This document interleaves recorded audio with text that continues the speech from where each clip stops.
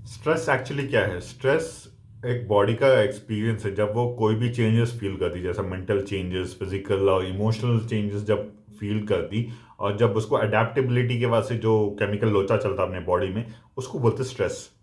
But in current time stress को बहुत negatively लिया हुआ है, तो अब उससे अब स्ट्रेस, अब उससे रिलीव कैसा है, ये सब चीज़ों को दोनों को अलग कैसा करेंगे, तो उसका सोल्यूशन है ये। Hi, my name is Abdul Basit, I am a transformational coach. So here's what you have to do. Stress actually आपको अफेक्ट नहीं करता। Stress is taken in a very negative form. आजकल क्या है कि आप स्ट्रेस आप फील भी नहीं करते, वेरियस लेवल ऑफ स्ट्रेस है, एक्सट्रीम स्ट्रेस तो आप फील भी नहीं करते, बट क्या होता है जैसे ही आपके पास काम का प्रेशर बढ़ता तो आप समझते कि आप स्ट्रेस्ड आउट है, बिकॉज ये स्ट्रेस वर्ड जो है मार्केट में बहुत फैला हुआ है, बहुत मार्केटाइज्ड है, तो इस वजह से अपन समझते स्ट्रेस है। और स्ट्रेस एक्चुअली आपको जो फीलिंग हो रही, जिसको आप स्ट्रेस समझ के आप इतने परेशान हो गए, वो actually combination of stress and anxiety. जब ये दोनों चीज़ें आप कंबाइन करते तो जब आपको इश्यूज होते। और एंजाइटी भी क्यों होती है आपको?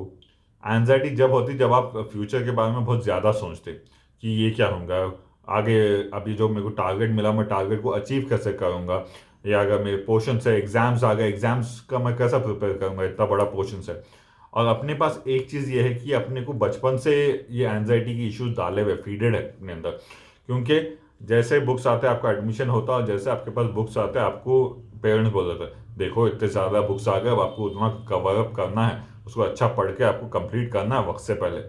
सो by this you are already anxious about the future, जो आपको 6-8 महीने 10 महीने के बाद जो एग्जाम आने वाला है, फाइनल एग्जाम, उसके बाद से आप अभी से एंशियस हो गए। So what is the solution to it? Anxiousness और स्ट्रेस का सिंपल तरीका ये है, दो चीज़ कर सकते हैं। फर्स्ट, स्ट्रेस आप जब होते जब आप कोई काम जो आपका जो एक्चुअली चेंजेस को अगर आप जो आपका बॉडी फील होती है और एक्सट्रीम लेवल पे जब जाती, जब आप इसको प्रेशराइज लेते कि अगर कोई काम अगर आपको करना है and if you are doing it willingly, happily, आप अपने शौक से कोई चीज़ कर रहे, तो you will not first of all feel stressed. The things which you like you will like to do more. अब ये बोलो अगर आप 8 घंटे काम करें और 8 घंटे नेटफ्लिक्स बैठ के देखें, कौन सी चीज़ में आपको ज़्यादा स्ट्रेस होगा? आपके काम, because that is the work you are doing to earn money. But Netflix is you are willing to watch it 8 hours, series and series and series, episode episode, but उसमें आपको इतना स्ट्रेस नहीं होता। तो वही है, पहले चीज़ है कि आप क्या चाहते करना। तो फर्स्ट अगर आप कोई भी काम को अपने उससे या अपने चॉइस के हिसाब से करें, तो फर्स्ट ऑफ ऑल स्ट्रेस नहीं होते। और एंजाइटी का एक बेसिक और सिंपल आसान तरीका ये है कि एंजाइटी का सोल्यूशन है माइंडफुलनेस, कि आप अपने फ्यूचर के बारे में ज़्यादा मत सोचो।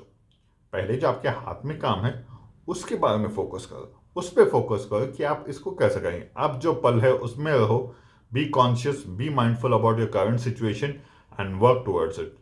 अब कितने बार ऐसा होता है कि आप सोचते कि वो एक टास्क है जो आप कंप्लीट नहीं कर सकेंगे, but when you try doing it, when you start doing it, you will complete it, है क्या नहीं? मेनी टाइम्स इट हैपेंस कि अपने को बहुत बड़ी चीज़ दिखती है, बट जब अपन करते या ट्रैवल करते तो दिखता है हो गया, तेरी तो हो गया। So better then, it's better to be mindful than being anxious.